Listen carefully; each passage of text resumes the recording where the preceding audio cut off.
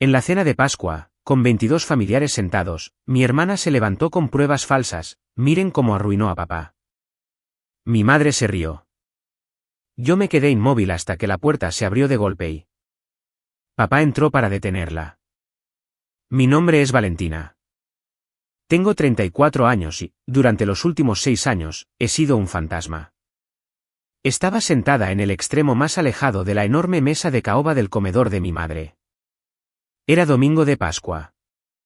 El sol de la tarde entraba a raudales por los ventanales, iluminando las motas de polvo en el aire y resaltando la vajilla fina que mi madre, Elena, solo sacaba para las grandes festividades. El aire era denso, impregnado del olor a jamón glaseado con miel, papas gratinadas y la asfixiante tensión de una familia que llevaba años fingiendo que yo no existía. Había 22 parientes en esa habitación. Tíos, tías, primos, todos sentados en una jerarquía meticulosamente organizada. Y luego estaba yo, relegada a la esquina, sentada junto a un primo adolescente que no había despegado la vista de su teléfono ni una sola vez. En la cabecera de la mesa, ocupando la silla que por derecho le pertenecía a nuestro padre, estaba mi hermana mayor, Carolina. Se había posicionado a la perfección, con la luz del sol a sus espaldas, dándole un aspecto casi angelical. Carolina se aclaró la garganta, un sonido suave y ensayado que captó al instante la atención de toda la sala. 22 pares de ojos se clavaron en ella. El tintineo de los cubiertos cesó. En sus manos, sostenía una gruesa carpeta manila. La agarraba como una fiscal implacable que sostiene la prueba final en un juicio por asesinato. Miró alrededor de la habitación, haciendo un contacto visual deliberado y lleno de tristeza con nuestros tíos antes de dejar caer su mirada sobre mí. Una sonrisa dulce, pero profundamente venenosa, se dibujó en las comisuras de su boca. Creo, comenzó Carolina, con la voz temblando con la cantidad exacta de dolor artificial, creo que por fin ha llegado el momento de que todos sepan la verdad. Es hora de que esta familia sepa exactamente lo que esta mujer egoísta y desalmada le hizo a nuestro padre moribundo. Un silencio pesado y asfixiante cayó sobre el comedor. Yo no me inmuté. No solté un grito de asombro. Solo observé. Mi madre, Elena, sentada a la derecha de Carolina, dejó escapar un largo y sonoro suspiro. No parecía escandalizada por la acusación. Parecía aliviada. De hecho, sonrió. Una pequeña mueca de reivindicación, como si dijera, por fin, alguien lo dice en voz alta. Al otro lado de la mesa, mi tío Horacio se quedó de piedra. Era un investigador de fraudes fiscales jubilado, un hombre que había pasado 40 años ganándose la vida detectando las mentiras de la gente. Su tenedor se detuvo a medio camino de su boca. Miró a Carolina, luego a la carpeta y finalmente a mí. El tío Horacio tenía la postura de un hombre que sabe que el suelo está a punto de hundirse, aunque no sepa exactamente dónde está el socavón. Durante 6 agonizantes años, a cada persona en esta habitación se le había alimentado con una narrativa meticulosamente diseñada. Creían que yo era un monstruo. Creían que, mientras nuestro padre, Ricardo, yacía en una cama de hospital luchando por su vida, yo había usado mis habilidades como abogada para manipularlo. Creían que había falsificado documentos legales, que le había vaciado todos sus ahorros de jubilación por valor de $120,000 y que luego lo había abandonado a su suerte para irme a vivir una vida de lujos en Chicago. Carolina me había pintado como una ladrona, una traidora, la gran villana de la familia.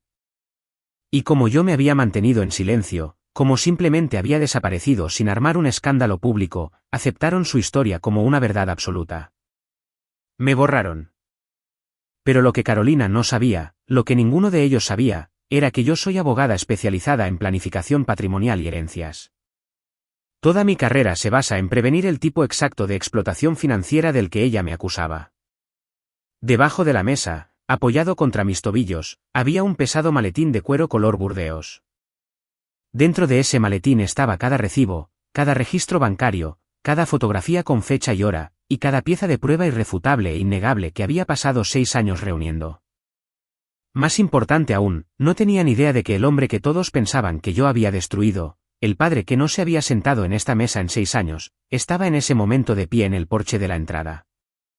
Estaba a punto de cruzar esa pesada puerta de roble y hacer pedazos todo el mundo de mentiras que Carolina había fabricado.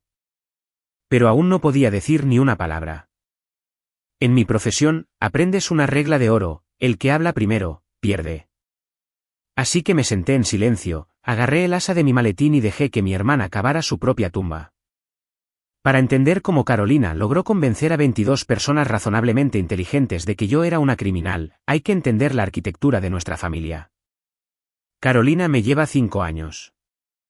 Desde el momento en que nací, los roles en la casa ya estaban permanentemente asignados. Carolina era la niña de oro, el prototipo de perfección que mi madre, Elena, siempre había soñado criar. Era porrista, tenía mechas rubias y chaqueta de equipo universitario. Fue la reina del baile de graduación que se casó con su novio de la secundaria, Diego, en una lujosa boda en un club de campo que costó más que toda mi colegiatura de la Facultad de Derecho. Tuvo 3 hermosos hijos antes de cumplir los 30. Vivía a apenas 2 horas de distancia, manteniendo la imagen de la hija devota y tradicional que mantenía unida a la familia. Yo, en cambio, era el repuesto, la ocurrencia tardía. No me interesaban los concursos de belleza ni los chismes del vecindario. Me enterré en los libros de texto, me aceptaron en un programa de derecho de primer nivel en Chicago y me mudé a la ciudad. Visitaba a mis padres cada 2 fines de semana. Los llamaba 3 veces por semana, pero en mi familia, la distancia geográfica se trataba como una traición emocional. Elena elogiaba constantemente la vida caótica y llena de drama de Carolina como algo vibrante, mientras que mi carrera tranquila y disciplinada era etiquetada como fría. La regla definitoria de nuestra familia era simple: los errores de Carolina eran tragedias externas que requerían intervención familiar inmediata, mientras que mis éxitos eran vistos con una sospecha leve y distante. El ejemplo más claro de esto ocurrió en 2014. Diego, el esposo de Carolina, se creía un magnate de los bienes raíces. En realidad, era un aficionado con labia que compró una propiedad comercial que no podía pagar ni arrendar. Cuando el banco amenazó con embargarlos, Carolina no asumió la responsabilidad. Apareció en la casa de mis padres, llorando a mares sobre la isla de la cocina, diciendo que iban a quedarse en la calle. Sin dudarlo, Elena y Ricardo sacaron una segunda hipoteca sobre su casa para rescatarlos. $35,000. Así, sin más. Yo estaba ahogada en deudas estudiantiles en ese momento, viviendo a base de fideos instantáneos y café, pero me ofrecía ayudar a mis padres a reestructurar su deuda. Elena me hizo callar al instante. Son asuntos de familia, Valentina, me dijo, con la voz destilando condescendencia. Carolina está pasando por un momento difícil. Tú no lo entenderías. A ti solo te importa tu carrera. Mucho después me enteré de que Carolina y Diego nunca devolvieron ni un centavo de esos $35,000. Mis padres simplemente absorbieron la deuda. Y Carolina absorbió una lección muy peligrosa: aprendió que, en esta familia, sus lágrimas valían más que los hechos. Aprendió que podía hacer absolutamente cualquier cosa, y Elena reescribiría la realidad para protegerla. Esta dinámica se podía ver perfectamente conservada en la pared de fotos del pasillo de mi madre. Había 23 fotos enmarcadas de Carolina. Carolina en su vestido de novia. Carolina sosteniendo a sus bebés. Carolina y Diego riendo en unas vacaciones en la playa. Diego, por cierto, estaba sentado cerca de Carolina en la mesa de Pascua ahora mismo, usando un Rolex de $18,000 que compró durante un año en el que afirmaban estar en la ruina absoluta. Y de mí, había exactamente 4 fotos en esa pared. Una de la graduación de la preparatoria. Una sosteniendo mi carta de aceptación a la universidad. Una de una Navidad familiar incómoda donde yo parecía una rehén, y mi graduación de la Facultad de Derecho. En esa última foto, mi padre, Ricardo, tenía el brazo envuelto fuertemente alrededor de mis hombros. Sonreía con un orgullo genuino. Fue uno de los pocos momentos en los que me sentí verdaderamente vista por él. Pero una foto es solo papel. Cuando llegó la verdadera prueba de lealtad, cuando los cimientos de la familia se resquebrajaron, Elena no miró las pruebas. Miró a su niña de oro. Carolina había pasado toda su vida entrenando a mi madre para que eligiera su narrativa por encima de la realidad. Así que, cuando mi hermana finalmente decidió robarle a nuestro padre y culparme por el crimen, no solo tenía un plan. Tenía a un público que ya estaba condicionado a creer cada una de las mentiras que estaba a punto de contar. La pesadilla comenzó oficialmente en octubre de 2018. La salud de mi padre había estado en declive por un tiempo. Toda una vida de malos hábitos lo estaba alcanzando, principalmente un caso severo de enfermedad pulmonar obstructiva crónica, EPOC, complicado por la aparición repentina de insuficiencia cardíaca congestiva. Un martes lluvioso, sus pulmones esencialmente colapsaron. Fue trasladado de urgencia a un hospital en el centro de Chicago, luchando por respirar, aterrorizado y conectado a una aterradora variedad de monitores y tubos de oxígeno. Salí de mi bufete de abogados en medio de una reunión masiva con clientes, corrí varias cuadras bajo la lluvia en tacones y llegué a la unidad de cuidados intensivos, aún con mi traje. Carolina había conducido desde otra ciudad y ya estaba allí. Estaba montando un espectáculo para el personal de enfermería, secándose los ojos secos con un pañuelo de papel, interpretando el papel de la hija agotada y profundamente preocupada. Elena estaba sentada en un rincón, viéndose pequeña e inútil, completamente paralizada por la jerga médica. Cuando entré a la habitación, los ojos de mi papá se clavaron en los míos. Se veía increíblemente frágil, su piel pálida y ligeramente gris bajo las duras luces fluorescentes, pero su mente estaba aguda. Esperó hasta que la enfermera salió de la habitación, se bajó ligeramente la mascarilla de oxígeno y me hizo una seña para que me acercara. Valentina, dijo, con voz áspera y débil. Tú sabes de estas cosas. Conoces el lado legal. Si me pasa algo, si termino en un ventilador o algo peor, necesito a alguien que no entre en pánico. Necesito que tú tengas mi poder notarial. Quiero que estés a cargo de mis finanzas y decisiones médicas. Sentí un nudo en la garganta. Era una validación masiva al trabajo de mi vida, pero al instante sentí un cosquilleo de inquietud en la nuca. Miré por encima del hombro. Carolina estaba de pie cerca de la puerta. Su expresión no era de alivio porque la carga legal estuviera siendo manejada. Era puro y calculador resentimiento. Sus ojos iban de mí a mi padre, y prácticamente podía ver los engranajes girando en su cabeza. Odiaba que él confiara en mi competencia por encima de su teatro emocional. Papá, dije suavemente, sentándome en el borde de su cama, con cuidado de no tirar de sus vías intravenosas. Te amo, y me siento muy honrada de que confíes en mí, pero trabajo en planificación patrimonial y derecho de la vejez. Si actúo como tu apoderada mientras administro tus activos, cruzo un límite ético masivo. Podría ser visto por mi firma o por un tribunal como un conflicto de intereses. Te recomiendo encarecidamente que traigamos a un fiduciario neutral, un profesional externo que no tenga ningún interés en las dinámicas familiares. Él frunció el ceño, claramente decepcionado. No quiero a un extraño, Val. Te quiero a ti. Tú eres la inteligente. No dejarás que nadie se aproveche de mí. Yo supervisaré al fiduciario, papá, le prometí. Pero mi nombre no puede estar legalmente en los documentos dándome control total de tu dinero. Nos protege a ambos. Esa tarde, llamé a mi socia directora en la firma para verificar las pautas de ética.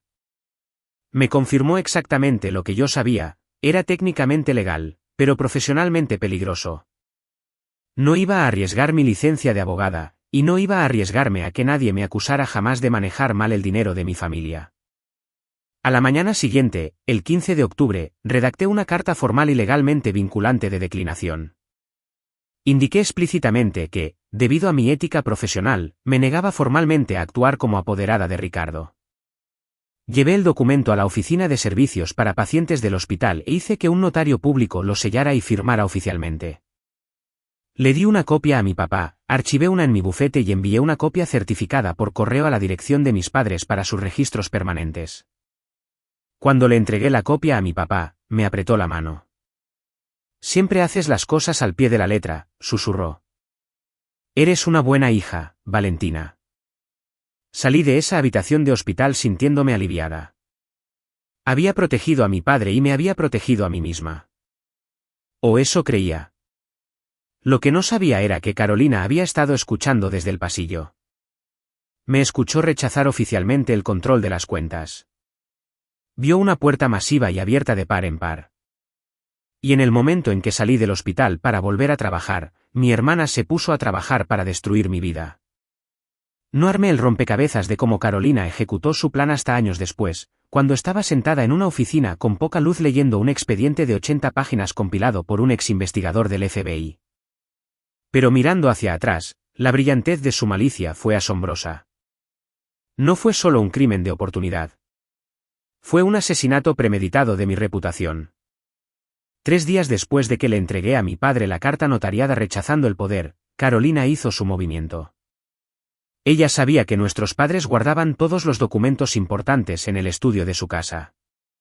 Más importante aún, sabía exactamente que había en el segundo cajón del lado derecho del pesado escritorio de roble de Elena, el sello de la firma de mi padre. Como la artritis de Ricardo había empeorado progresivamente durante la última década, se había mandado a hacer un sello de goma personalizado con su firma legal para procesar rápidamente reclamaciones de seguros y facturas médicas de rutina. Era un simple suministro de oficina.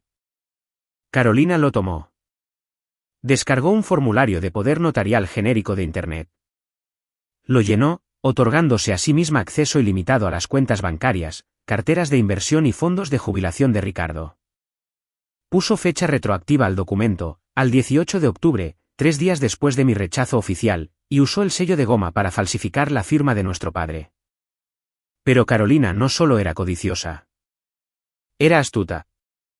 Sabía que si una cantidad masiva de dinero desaparecía repentinamente de las cuentas, el banco y la familia eventualmente harían preguntas.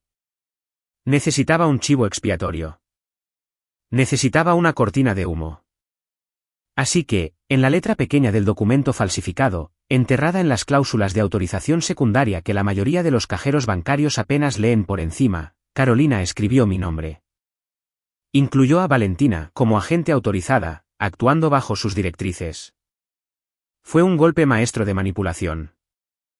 Le dio acceso físico al efectivo, pero creó un rastro digital y en papel que apuntaba como una flecha gigante de neón directamente a la abogada de la familia, a mí.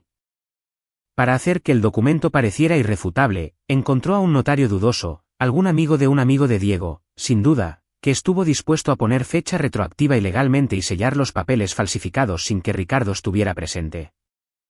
Una vez que tuvo ese papel fraudulento en sus manos, tenía las llaves de todo por lo que mi padre había trabajado en su vida.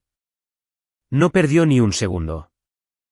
Mientras yo estaba sentada en mi oficina en Chicago, trabajando 60 horas a la semana, revisando fideicomisos para clientes adinerados y confiando en que mi padre se estaba recuperando pacíficamente en el hospital, Carolina condujo de regreso a Indiana. Entró en la sucursal de Fort Wayne de la cooperativa de crédito Heartland, deslizando los documentos falsificados por el mostrador pulido. Interpretó su papel a la perfección. Según las notas del banco y la eventual investigación, le sonrió cálidamente al cajero. Hizo una charla agradable sobre el clima otoñal. Se inclinó sobre el mostrador y susurró, jugando el papel de la hija abrumada pero devota. Mi pobre padre está tan enfermo en Chicago, le dijo al cajero. Me pidió que me encargara de sus facturas médicas y asegurara sus bienes mientras se recupera. Está tan agradecido de tener familia en la que puede confiar en una crisis. El cajero, mirando un documento notariado y a una madre de 3 hijos sonriente y bien vestida, no sospechó nada. El sistema fue diseñado para operar sobre la base de la confianza y el papeleo legal. Carolina había fabricado ambas cosas. La cuenta fue desbloqueada. Se abrieron las compuertas. Como abogada especializada en el abuso financiero a personas mayores, he visto las partes más oscuras de la naturaleza humana. He procesado a cuidadores que vacían las cuentas de pacientes con demencia. He demandado a asesores financieros que se aprovechan de viudas en duelo. Sé exactamente cómo operan los depredadores.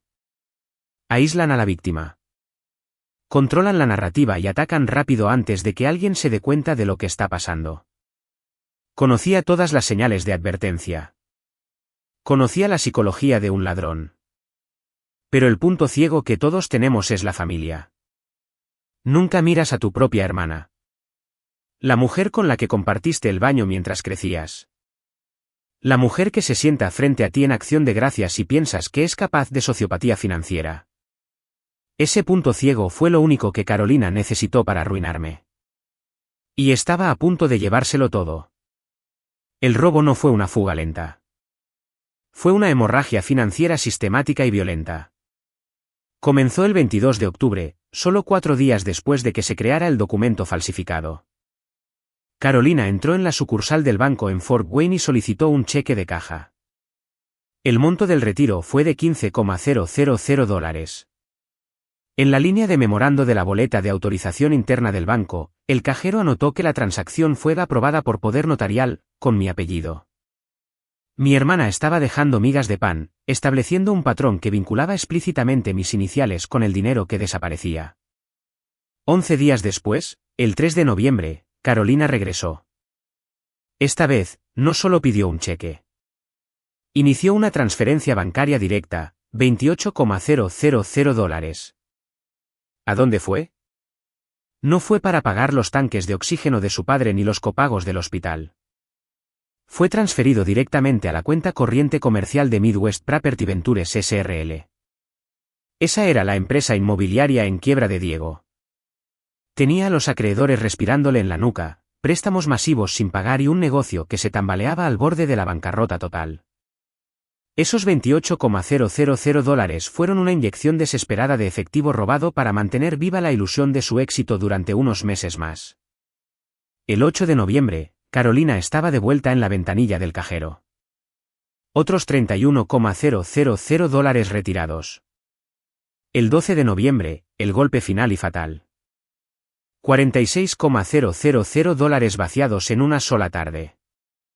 Si haces los cálculos, es asombroso. $120,000. Eso era la totalidad de los ahorros líquidos de jubilación de mi padre. 30 años de él haciendo horas extras. 30 años de saltarse vacaciones familiares. 30 años de conducir autos viejos y oxidados para poder construir un nido para su vejez. Todo desaparecido. Vaporizado en exactamente 25 días. ¿Y qué hizo Carolina con esos últimos $46,000? No los escondió. No los puso en una cuenta en el extranjero.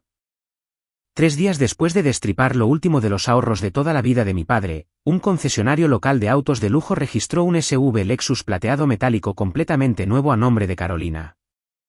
El pago inicial, $44,000, pagado en efectivo. Estaba conduciendo un vehículo de lujo pagado con la sangre, el sudor y las lágrimas de un hombre moribundo. Y la pura audacia de ello, la absoluta desconexión sociopática requerida para agarrar el volante de cuero de ese Lexus mientras nuestro padre luchaba por cada aliento en una cama de hospital, todavía hace que se me hiele la sangre. Yo no sabía que nada de esto estaba pasando. Estaba a 2 horas y media de distancia en Chicago, profundamente inmersa en la carga de trabajo de mi bufete. Llamaba al teléfono celular de mi papá cada 2 noches. Charlábamos durante 10 o 15 minutos. Su voz era débil, pero sonaba optimista. Hablábamos de su fisioterapia, su dieta baja en sodio y los libros que estaba leyendo. Nunca mencionó sus finanzas porque pensaba que estaban a salvo. Yo nunca pregunté por qué me había desvinculado oficialmente de esa responsabilidad. Ambos estábamos completamente a oscuras, flotando en una falsa sensación de seguridad. Mientras Carolina desmantelaba nuestras vidas ladrillo a ladrillo, sabía que, eventualmente, quedarse sin dinero activaría una alarma. Una factura automática no pasaría. Una factura del hospital rebotaría. Ricardo llamaría al banco y la ilusión se haría añicos. No podía evitar que la verdad saliera a la luz, pero sí podía controlar quién recibiría la explosión. Carolina necesitaba asegurarse de que cuando la bomba estallara, yo no estuviera en la habitación para defenderme. Necesitaba cortar toda comunicación entre mi padre y yo, de manera permanente e inmediata. Y debido a que ella era la hija devota que vivía más cerca, la que se encargaba de su cuidado diario y manejaba su papeleo de alta, tuvo la oportunidad perfecta para construir una fortaleza de mentiras a su alrededor antes de que él siquiera se diera cuenta de que estaba siendo aislado. Había robado el dinero. Ahora iba a robarme a mi familia. La ejecución fue brutal, rápida y completamente inesperada. Fue el 15 de noviembre, un jueves por la noche frío y miserable. Yo estaba sentada en la isla de mi cocina en Chicago, comiendo comida para llevar y revisando un contrato. Tomé mi teléfono a las 7:40 de la tarde para hacer mi llamada vespertina habitual a mi papá. Sonó una vez y fue directo al buzón de voz. Fruncí el ceño, asumiendo que estaba dormido o que una enfermera le estaba tomando los signos vitales. Esperé una hora y volví a intentar. Buzón de voz. Una sensación pesada e inquietante se instaló en mi estómago. Marqué el teléfono fijo de mi madre. El teléfono sonó 3 veces antes de que lo contestaran. Pero no fue Elena, fue Carolina. «¿Hola?», dijo. Su tono no solo era frío, era hostil. «Carolina, soy Valentina. No me puedo comunicar al celular de papá». «¿Está todo bien? ¿Volvió a cuidados intensivos?». Hubo una pausa larga y aterradora al otro lado de la línea. Cuando Carolina finalmente habló, su voz destilaba veneno. «No finjas que te importa, Valentina. Papá no quiere hablar contigo. No vuelvas a llamar a esta casa». «¿Qué? ¿De qué estás hablando? Déjame hablar con mamá. Pásame a papá». «Él sabe lo que hiciste», escupió Carolina. «Él sabe lo del dinero, Valentina. Vio los extractos bancarios con tu nombre en ellos. Me das asco». La línea se cortó. Miré mi teléfono, la pantalla volviéndose borrosa. ¿El dinero? ¿Extractos bancarios? Una ola de puro pánico me invadió. Intenté devolver la llamada, bloqueada. Intenté con el celular de mi papá de nuevo, bloqueado. A la mañana siguiente, un correo electrónico aterrizó en mi bandeja de entrada. Fue enviado desde la dirección personal de Gmail de mi padre. El asunto estaba en blanco. El cuerpo del correo decía: «Valentina, confié en ti para que me ayudaras. En cambio, usaste tus trucos legales para robar $120,000 de mi jubilación. Te aprovechaste de un anciano enfermo. Ya no eres mi hija. No te pongas en contacto conmigo, con tu madre ni con tu hermana nunca más». No podía respirar. Mi pecho se apretó tan fuerte que pensé que se me iban a romper las costillas. No tenía ningún sentido. Yo tenía la carta de declinación notariada. No había tocado sus cuentas. Le di a responder, escribiendo frenéticamente una respuesta, rogándole que mirara los documentos, adjuntando un PDF de mi rechazo oficial. Le di a enviar. Un aviso rojo apareció inmediatamente en mi pantalla: mensaje no entregado. Esta dirección de correo electrónico ha sido desactivada. No esperé. Agarré mis llaves, me puse el abrigo y conduje directamente a la casa de mis padres en los suburbios. Rompí todos los límites de velocidad de la carretera. Entré al camino de entrada haciendo rechinar los neumáticos y corrí hacia el porche delantero. Golpeé la pesada puerta de madera. «Mamá. Papá. Déjenme entrar, por favor». La puerta se abrió solo unos centímetros. Elena estaba allí, con la cadena de seguridad aún puesta a través del hueco. Su rostro era una máscara de absoluta repugnancia. Me miró no como a su hija menor, sino como a una extraña violenta que había irrumpido en su casa. «Mamá, por favor», supliqué, con las lágrimas corriendo por mi rostro. «Hay un error enorme. Yo no tomé ningún dinero. Tengo las pruebas aquí mismo. Mira mis papeles». «No quiero ver tus trucos legales falsificados, Valentina», dijo Elena, con la voz temblando de rabia. Carolina nos mostró los extractos del banco. «Vimos tus iniciales en los recibos de retiro. Le robaste a tu padre moribundo. Eres una sociópata». «Mamá, Carolina está mintiendo. Déjame ver a papá». «Tu padre está descansando», siseó. «Y si no te largas de mi porche ahora mismo, llamaré a la policía». Me cerró la puerta en la cara. El cerrojo hizo clic. Me quedé allí parada, temblando por el viento helado, completamente destrozada. Mientras me daba la vuelta para caminar de regreso a mi auto, miré hacia el segundo piso de la casa. De pie en la ventana de la habitación de invitados, parcialmente oculta por las cortinas transparentes, estaba Carolina. No estaba llorando. No estaba enojada. Me miraba hacia abajo con una mirada de suprema y silenciosa satisfacción. Había ganado. El jueves siguiente era Acción de Gracias. Por primera vez en 34 años, no fui invitada. Alrededor de las 4 de la tarde, impulsada por una necesidad masoquista de torturarme, conduje hasta el vecindario de mi infancia. Estacioné al final de la calle y apagué las luces. A través de las ventanas brillantemente iluminadas del comedor, pude ver a toda la familia. Elena, el tío Horacio, mis primos, y en la cabecera de la mesa, Carolina y Diego. Se estaban riendo.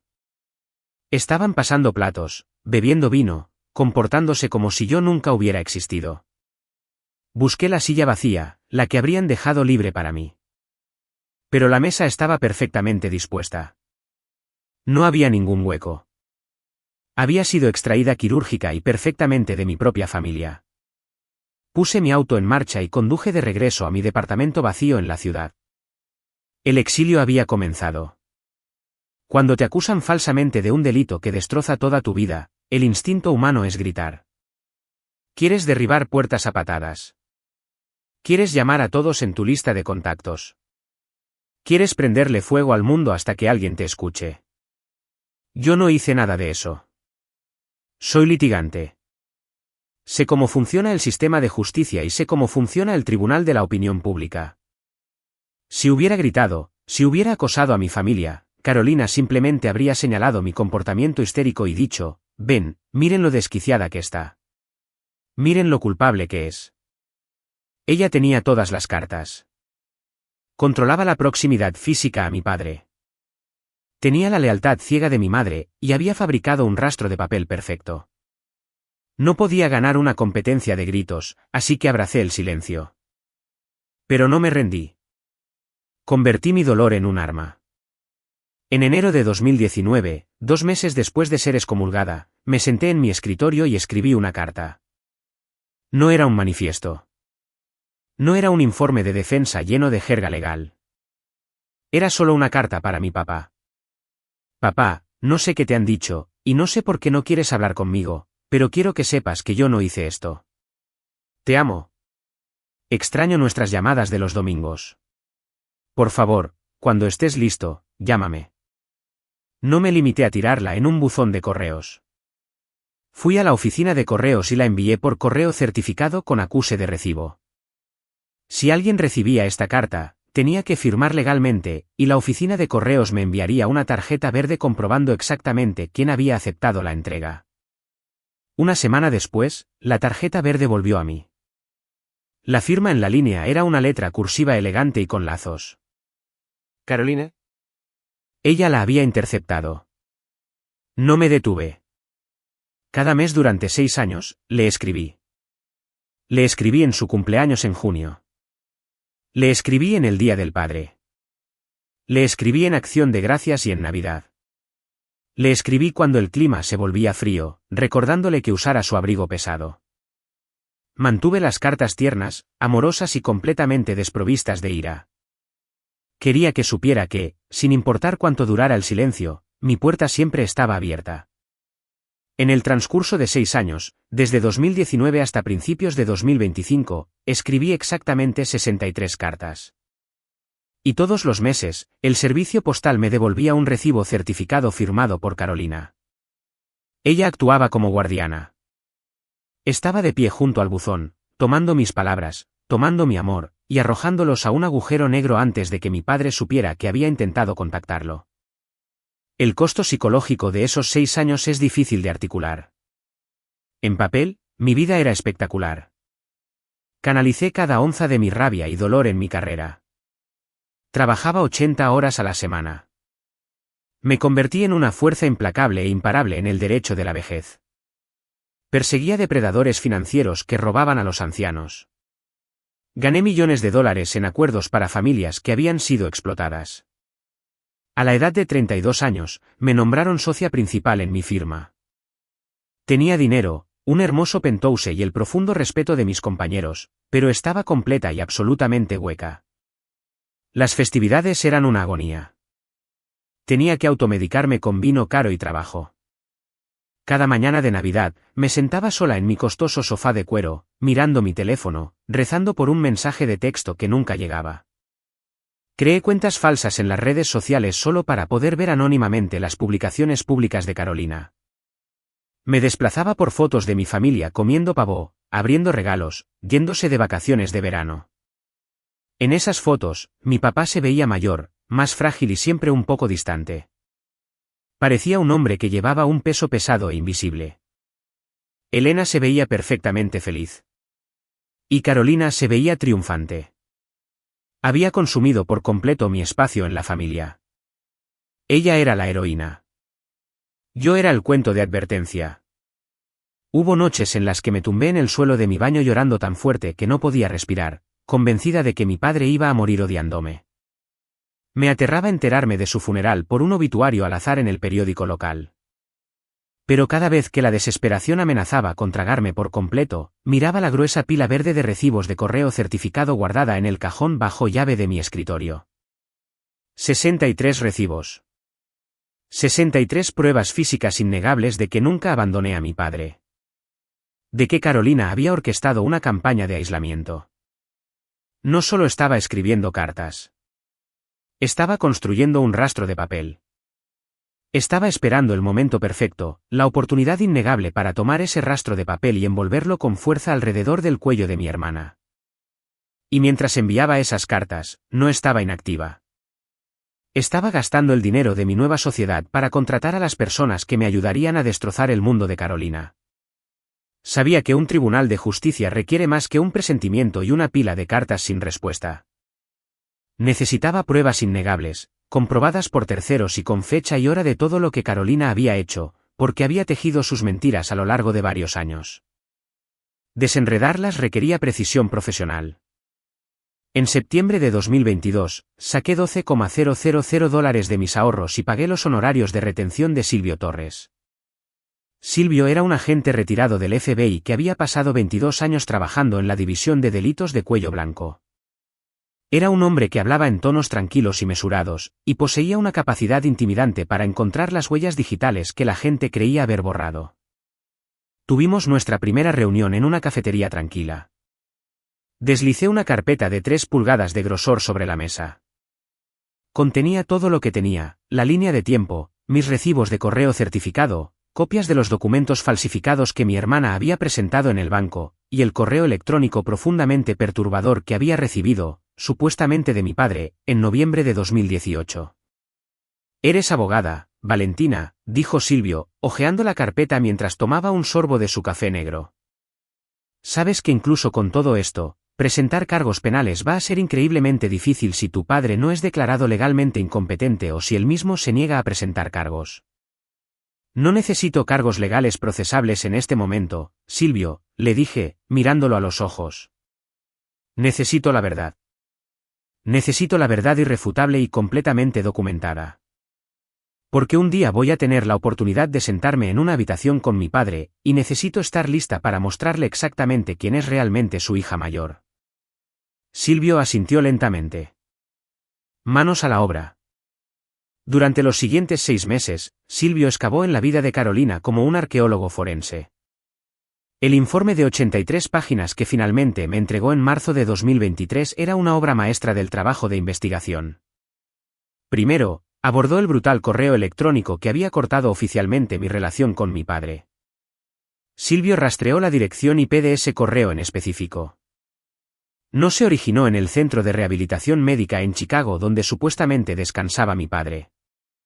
La dirección IP hizo pin directamente a un enrutador de Internet residencial en Fort Wayne, Indiana.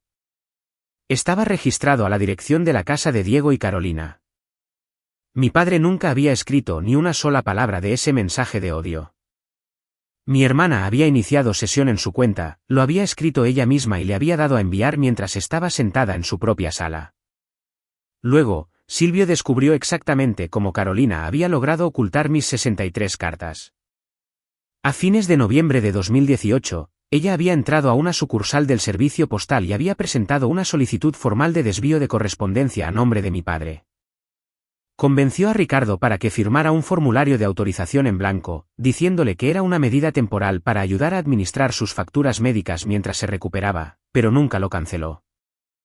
cada pieza de correo dirigida a mi padre, incluyendo cada tarjeta de cumpleaños, cada tarjeta del Día del Padre y cada carta desesperada que envié, fue interceptada automáticamente por el servicio postal y enviada directamente a la casa de Carolina en Fort Wayne.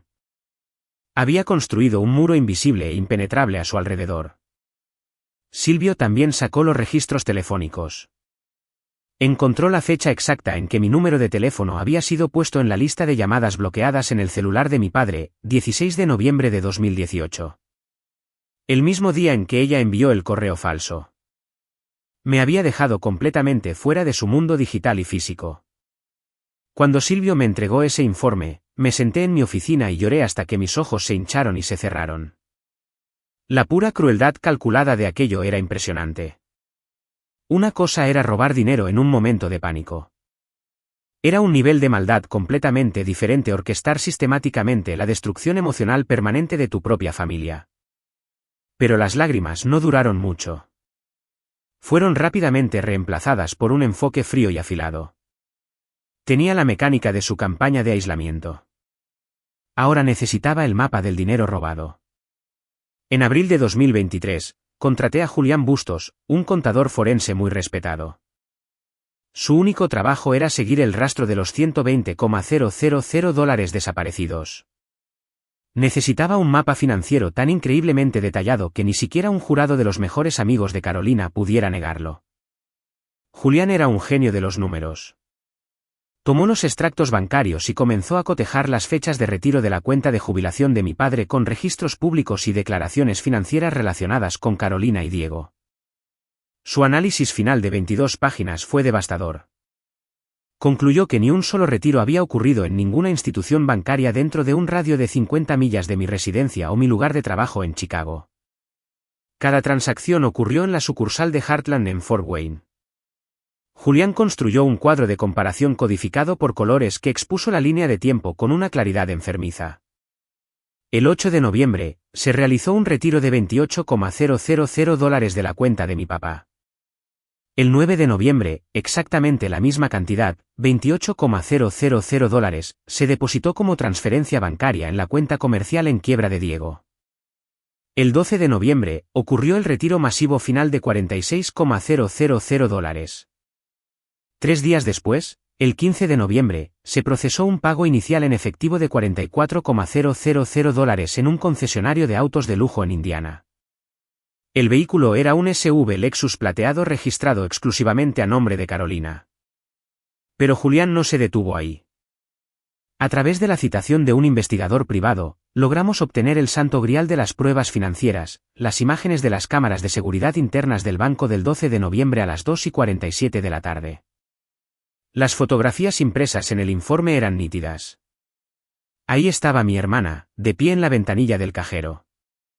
Llevaba una gabardina beige, con su cabello rubio perfectamente peinado. Le sonreía radiante al cajero mientras firmaba el recibo de retiro que vació por completo los ahorros de toda la vida de nuestro padre. No había forma de confundir su rostro. Era ella, no yo. Con la investigación de Silvio y el mapeo financiero de Julián terminados, comencé a ensamblar mi arma. Compré un pesado maletín de cuero color burdeos. En su interior, creé un sistema de archivo altamente organizado y lleno de separadores de colores. La pestaña 1, de color rojo, contenía mi renuncia notariada original al poder. La pestaña 2, de color azul, contenía el informe de investigación de 83 páginas de Silvio Torres probando el fraude postal y la falsificación de la dirección IP. La pestaña 3, de color verde, contenía el análisis financiero de Julián Bustos. La pestaña 4 contenía las fotos de las cámaras de seguridad. La pestaña 5 contenía las copias de mis 63 cartas interceptadas junto con los recibos verdes de correo certificado que llevaban la firma de Carolina. Finalmente, contacté al notario público que había presenciado mi firma original en el hospital, a mi socia directora que me había asesorado sobre la ética, y a los 2 investigadores que había contratado. Hice que todos firmaran declaraciones juradas, notariadas y prestadas bajo juramento, atestiguando la veracidad de su participación y las pruebas que habían descubierto. Construí un muro de absoluta e impenetrable credibilidad legal. Como medida final, redacté una denuncia penal formal y exhaustiva. Detallaba cargos por falsificación, fraude, explotación financiera de un adulto vulnerable, robo de identidad y fraude postal.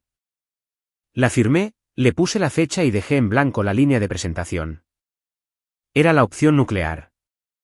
Todo lo que tenía que hacer era echarla al buzón dirigida al fiscal general del Estado, y Carolina enfrentaría décadas en una prisión federal. Empaqué ese maletín de cuero, lo encerré en la caja fuerte de mi apartamento y esperé.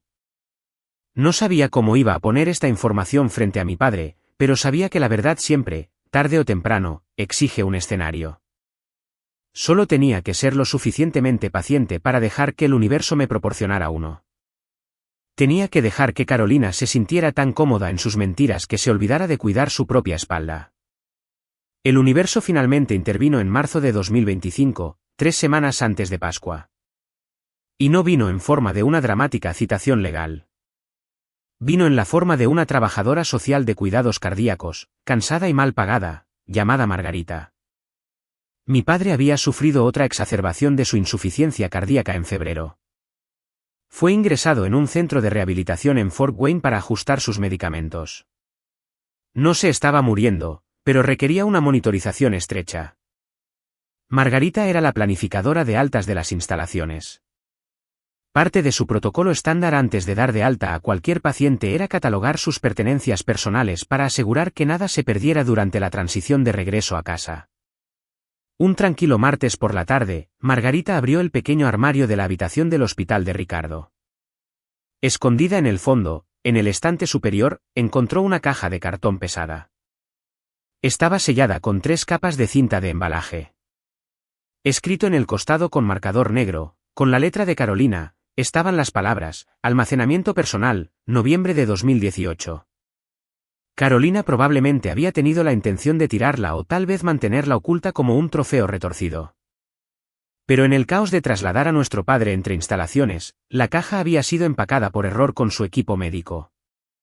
Siguiendo la política del hospital, Margarita tomó un cúter y cortó la cinta para inventariar el contenido. Cuando abrió las solapas, no encontró ropa vieja ni documentos financieros. Encontró 63 sobres. Todos y cada uno estaban dirigidos a Ricardo. El remitente en la esquina de cada sobre decía Valentina, Chicago. Margarita miró las fechas. Abarcaban desde enero de 2019 hasta marzo de 2025. Unos pocos de los primeros sobres habían sido cortados para abrirlos, probablemente por Carolina para revisar el contenido y luego resellados con cinta transparente, pero la gran mayoría estaban completamente intactos. Margarita sacó uno de junio de 2020. Lo abrió y lo leyó. Papá, feliz Día del Padre. Espero que hoy estés rodeado de personas que te aman. No sé si estás leyendo estas cartas, pero voy a seguir escribiéndolas hasta que me digas que pare. Extraño nuestras llamadas de los domingos por la mañana. Extraño que creas en mí. Sea lo que sea que supuestamente hice, no lo hice. Te amo siempre, Valentina. Margarita era una profesional. Sabía sobre dramas familiares. Había visto mi nombre en el registro de visitantes del paciente, bajo la sección del contacto no autorizado /diagonal bloqueado permanentemente. Carolina le había dicho al personal de enfermería que yo estaba distanciada y era profundamente hostil. Pero Margarita miró una caja que contenía 6 años de cartas de amor desesperadas y no leídas, y supo al instante que algo andaba terriblemente mal. 63 cartas a lo largo de 6 años no parecían obra de una hija que no quisiera tener contacto. Parecía una situación de rehenes. Margarita tomó una decisión ese día. Eligió la humanidad sobre el protocolo del hospital. Puso la caja en un carrito rodante y la llevó directamente a la habitación de mi padre. Él estaba teniendo un buen día, sentado en la cama mirando por la ventana. Margarita colocó la caja en su mesa puente. Señor Ricardo, dijo suavemente. Encontré esto durante el inventario de alta. Están dirigidas a usted. Realmente creo que necesita verlas. Mi padre parecía confundido. Tomó el sobre superior, reconoció mi letra al instante y sus manos comenzaron a temblar. Cartas de Valentina. Pero Carolina dijo. Carolina me dijo que ella no quería volver a hablar conmigo nunca más. Señor, dijo Margarita, con voz firme y compasiva. Hay 63 cartas en esta caja. Cubren los últimos 6 años. Eso no parece de alguien que no quiere tener contacto. Creo que debería leerlas por usted mismo. Margarita salió de la habitación y cerró la puerta. Mi padre se sentó en esa cama de hospital y leyó durante 3 horas. Leyó cada una de las cartas. Leyó las felicitaciones de cumpleaños, los saludos de Navidad, las súplicas desesperadas de una explicación. Vio los sellos de correo certificado. Vio las fechas. Y mientras estaba allí sentado, la niebla de 6 años de manipulación finalmente se disipó. De repente recordó todas las pequeñas cosas que no tenían sentido. La actitud extremadamente defensiva de Carolina cada vez que se mencionaba mi nombre. La forma en que ella siempre interceptaba su correo. La forma en que insistía en controlar su teléfono celular. La forma en que lo había presionado para que firmara ese formulario de desvío de correo cuando estaba fuertemente medicado. La comprensión lo golpeó como un puñetazo físico en el pecho. La hija en la que había confiado lo había aislado, le había mentido y le había robado su dinero. Y la hija a la que había abandonado había pasado 6 años suplicándole en silencio que volviera a amarla. Cuando Margarita fue a verlo 3 horas después, mi padre estaba llorando abiertamente, aferrando un puñado de mis cartas contra su pecho. La miró a los ojos, ardiendo con una mezcla de profundo dolor y una furia repentina y candente. Pascua es en 3 semanas, le dijo a Margarita, con voz áspera pero absoluta. Mi familia se reúne en Chicago. Necesito llegar allí. ¿Puede ayudarme? La llamada telefónica llegó el 19 de abril, la noche antes de Pascua. Yo estaba sentada en mi sala, mirando fijamente un informe legal en el que no lograba concentrarme. Sabía que la cena familiar se llevaría a cabo al día siguiente en la casa de Elena. A través de una conversación dolorosamente incómoda con el tío Horacio a principios de esa semana, había aceptado asistir. Elena lo había enmarcado como una rama de olivo, pero yo sabía exactamente lo que era un escenario. Carolina quería finalizar mi humillación. Yo tenía toda la intención de llevar mi maletín de cuero Burdeos, pero todavía no sabía cómo iba a obligarlos a mirar las pruebas. A las 8 de la tarde, mi teléfono celular vibró en la mesa de café. El identificador de llamadas mostró un número desconocido de Fort Wayne, Indiana. Contesté con cautela. ¿Hola? ¿Valentina? La palabra me golpeó con la fuerza de un tren de carga. Dejé de respirar. La voz era más áspera de lo que recordaba, más fina, grabada con el agotamiento de la edad y la enfermedad. Pero era inconfundiblemente él. Era mi papá. No cuelgues, dijo, y su voz se quebró al instante. Por favor, corazón, no cuelgues. Papá, susurré. La profesional legal, la socia principal endurecida, se desvaneció en un instante. De repente, tenía 34 años y lloraba tan fuerte que tuve que presionarme la mano contra la boca para ahogar el sonido. Papá. ¿De verdad eres tú? Las leí, Val, sollozó. El sonido de mi padre llorando rompió algo muy profundo dentro de mí. Leí las 63 cartas. Una trabajadora social de aquí, Margarita. Encontró la caja. Carolina me las escondió. Me escondió todo. Lo siento mucho, Valentina. Dios mío, lo siento tanto. No lo sabías, logré decir, con las lágrimas corriendo por mi cara. Ella falsificó los documentos. Papá, ella fingió los correos. Tengo pruebas. Lo tengo todo. Lo sé, dijo. Ahora lo veo. Lo veo todo. La llamada duró exactamente 11 minutos. Lo sé porque presioné grabar en mi teléfono en el momento en que me di cuenta de quién era. La paranoia de los últimos 6 años me había entrenado para documentar todo. En esos 11 minutos, se disculpó conmigo 8 veces. Sonaba como un hombre tratando de comprimir una década de arrepentimiento en una sola conversación. Escúchame con atención, Valentina, dijo, su tono cambiando repentinamente del dolor a un enfoque rígido y decidido. Margarita va a tomarse un día libre mañana. Ella me va a llevar a Chicago. Estaré en la casa a las 4:30 de la tarde. ¿Vas a ir a cenar? Sí, pregunté, secándome los ojos. Carolina cree que sigo atrapado en el centro de rehabilitación. Cree que tiene el control total.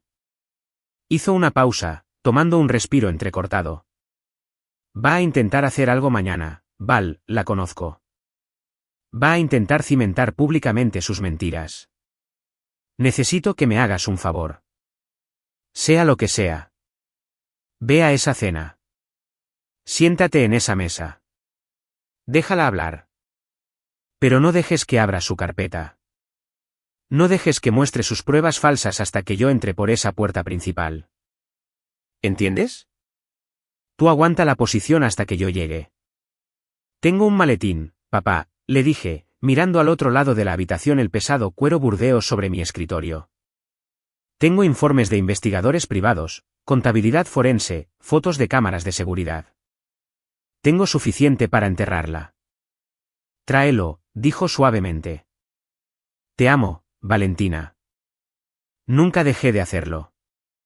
Yo también te amo, papá. Cuando se cortó la llamada, me quedé sentada en el silencio de mi apartamento durante mucho tiempo. Los años del fantasma habían terminado oficialmente.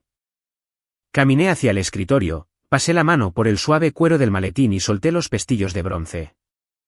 Revisé por partida doble las pestañas de colores, rojo para la declinación, azul para el informe del investigador privado, verde para el mapa financiero. Guardé mi grabadora de voz digital en el bolsillo lateral. Esto ya no era solo una cena familiar. Era una emboscada. Y por primera vez en 6 años, no iba a entrar sola a la sala del tribunal. Finalmente tenía a mi testigo estrella. Lo que nos lleva de vuelta al momento presente. Domingo de Pascua, la mesa del comedor. 22 pares de ojos mirando a mi hermana sostener su carpeta manila como si fuera un arma. Durante 6 años, dijo Carolina, con la voz estilando dolor, he llevado la carga de proteger a esta familia de la horrible verdad. Papá me pidió que lo mantuviera en secreto por vergüenza. Pero verla aquí hoy, sentada en esta mesa, comiendo nuestra comida. No puedo seguir callada. Abrió la carpeta. Sacó una pila de papeles impresos en nítida cartulina blanca. Empezó a pasarlos por la mesa, entregando el primer juego al tío Horacio.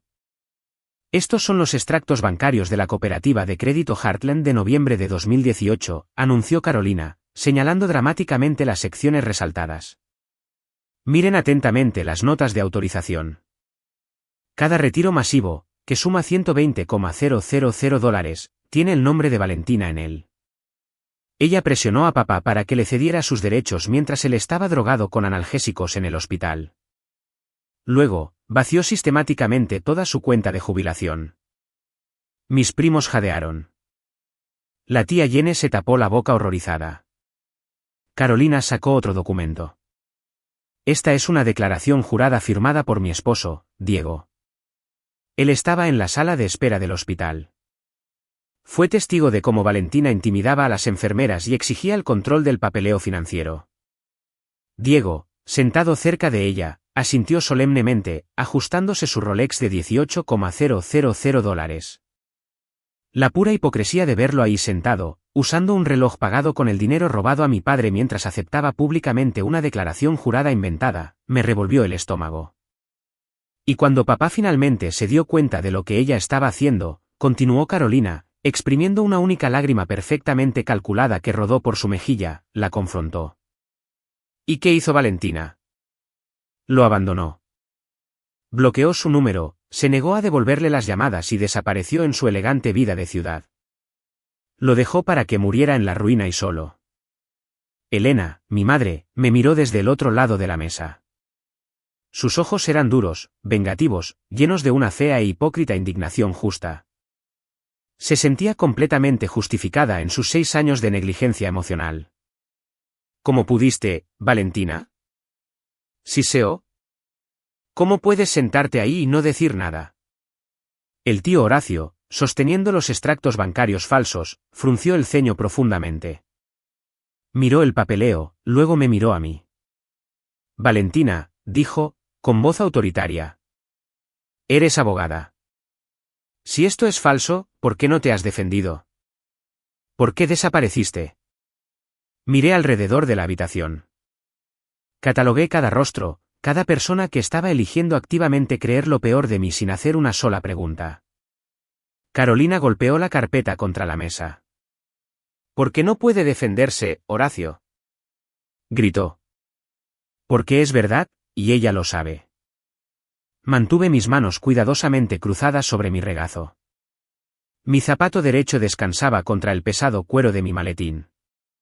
Miré el reloj de pie en la esquina del comedor. 4:28 de la tarde.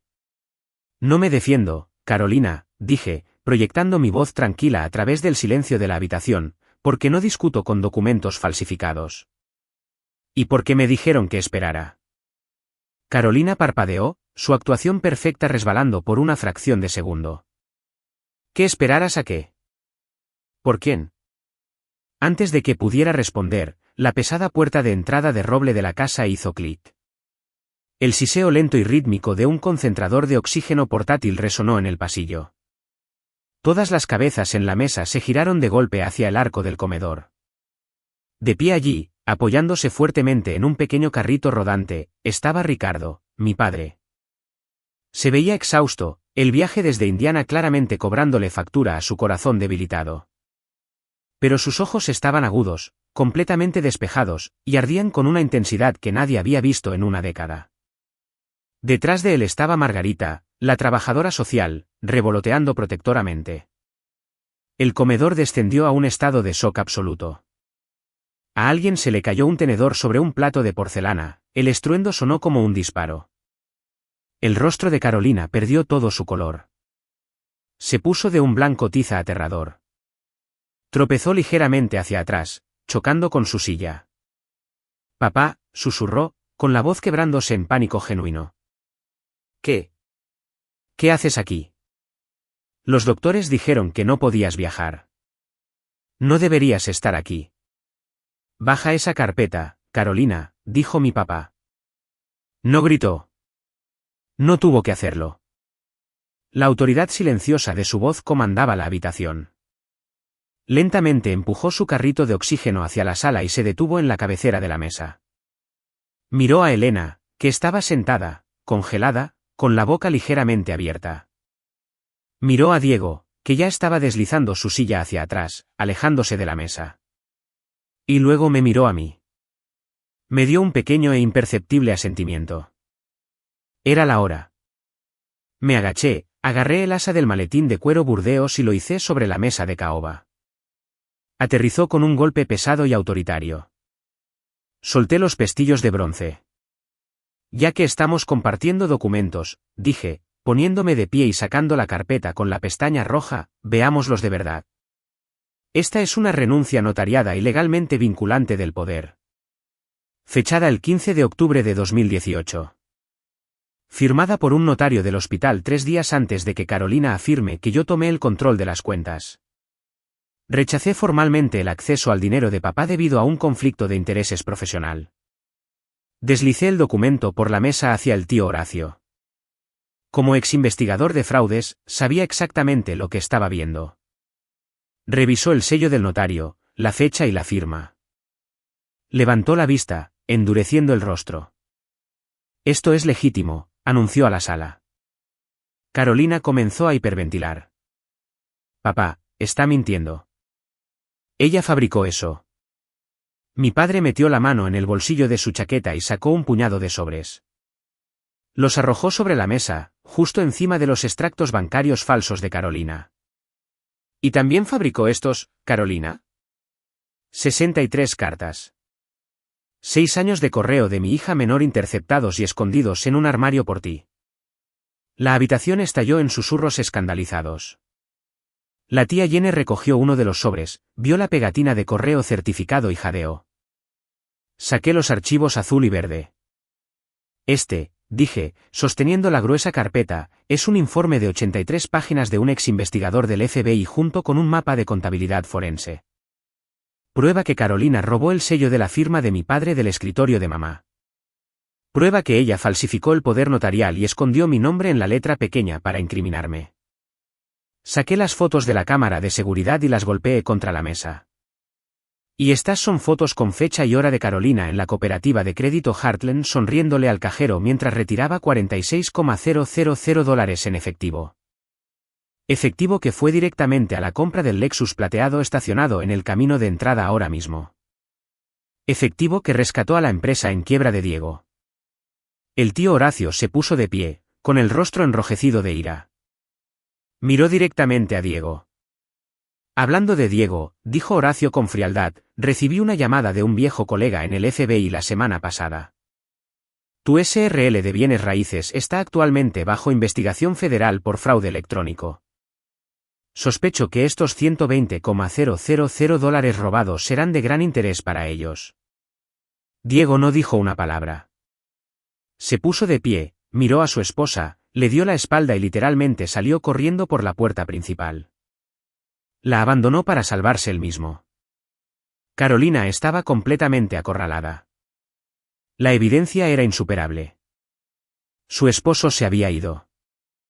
La familia la miraba con absoluto asco. Se derrumbó en su silla, hundió la cara entre las manos y empezó a sollozar. No las falsas lágrimas teatrales de antes, sino los feos e histéricos sollozos de alguien que sabe que su vida ha terminado por completo. Tuve que hacerlo. Gimió, confirmando su culpa ante 22 testigos, mientras mi grabadora digital capturaba silenciosamente cada palabra. Diego iba a ir a la cárcel. Estábamos en bancarrota.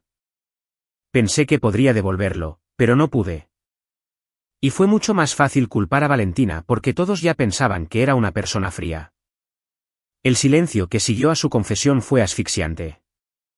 Elena, mi madre, miraba a su niña de oro como si se hubiera convertido en un monstruo frente a sus ojos. Saqué el documento final del maletín. La denuncia penal. Tienes dos opciones, Carolina, dije fríamente. Le cedes el título de ese Lexus a papá de inmediato. Estableces un plan de restitución legalmente vinculante para pagar cada centavo. Y aceptas no tener ningún contacto con esta familia a menos que papá lo solicite. Haces eso, o envío por correo esta denuncia penal al fiscal general del estado mañana por la mañana y te vas a una prisión federal por abuso de ancianos y fraude. Ella me miró, con el rímel corriéndole por la cara, completamente rota. Lo pagaré, susurró. Haré lo que quieras. Cerré mi maletín. La ejecución estaba completa. La cena de Pascua terminó sin que se comiera un solo bocado de comida. La familia se dispersó, profundamente traumatizada por la explosión de una mentira en la que habían vivido cómodamente durante 6 años. Elena intentó acercarse a mí en el pasillo mientras yo ayudaba a mi papá con su abrigo. Lloraba, disculpándose profusamente, extendiendo los brazos para abrazarme. Yo di un paso atrás, con suavidad pero con firmeza. Elegiste la mentira fácil por encima de hacerme una sola pregunta, mamá, le dije en voz baja. No puedo perdonar eso hoy. Tal vez algún día, pero hoy no. Mi padre no regresó al centro de rehabilitación en Indiana. Se subió a mi auto y lo llevé a mi penthouse en Chicago. Se mudó a mi habitación de invitados esa misma noche. Los siguientes 8 meses fueron los más duros y los más hermosos de toda mi vida. No pasábamos el tiempo hablando de Carolina o del dinero. Nos enfocamos en recuperar el tiempo que nos habían robado. Me enseñó a hacer su famosa lasaña casera, escribiendo cuidadosamente la receta en una ficha porque le temblaban demasiado las manos para escribir a máquina. Pasábamos las tardes de los domingos sentados en mi costoso sofá de cuero, comiendo palomitas y viendo viejas películas clásicas del viejo oeste, tal como hacíamos cuando yo tenía 10 años. El tío Horacio se encargó de hacer cumplir el plan de restitución de Carolina. Ella vendió el Lexus y transfirió $32,000 de vuelta a la cuenta de mi papá. Hizo miserables y forzados pagos mensuales de $800. Nunca cubriría la cantidad total que robó, pero el dinero ya no era el punto. La dinámica de poder se había roto permanentemente. Estaba completamente aislada, viviendo con las ruinas de su matrimonio y la vergüenza de una familia que ahora sabía exactamente lo que era. En enero de 2026, justo después del Año Nuevo, el corazón de mi padre finalmente cedió. No murió solo en una instalación esterilizada en Indiana, confundido y creyendo que su familia lo odiaba. Murió en una cómoda cama en mi apartamento, mirando el horizonte de Chicago, sosteniendo mi mano. Su partida fue pacífica. Unas semanas después del funeral, recibí una carta de una sola página en el correo. El remitente era Carolina. La abrí con cautela. Contenía exactamente una frase. Siento haberte robado a tu padre. Sé que nunca podré devolverte ese tiempo. Tenía razón. No podía. Tomé esa única hoja de papel, caminé hasta mi oficina y la coloqué en el cajón inferior de mi escritorio, justo al lado de la caja de 63 cartas certificadas de vueltas. Era la prueba física definitiva de dos tipos de persistencia completamente diferentes. Mi persistencia en el amor y su persistencia en la destrucción.